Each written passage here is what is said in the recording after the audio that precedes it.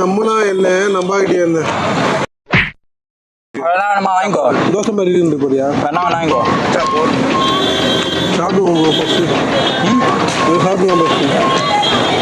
முன்னாடா பார்த்தா வாங்கிக்கோ வாங்கிக்கோ வாங்கிக்கோ. உனக்கு பத்தாதுன்னு எனக்கு தெரியும். இந்த உடம்ப பார்த்தா ஒரு கறி தோசை சாப்பிட்ற மாதிரியா தெரியுது? இல்லை 4-5 கறி நூறு சாப்பிடுவோம். வாங்கிக்கோ போ. வேற நான் ஒன்று சொல்கிறேன் கேட்குறியா?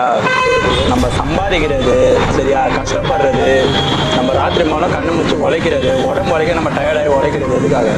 பணம் சம்பாதிக்கிறது. ஒரு வேளை சாப்பாடு தான். அந்த ஒரு வேளை நம்ம எப்பவுமே வந்து நல்ல சாப்பாடாக சாப்பிட்றோம், எப்படியோ நல்லா சாப்பிட்றோம்.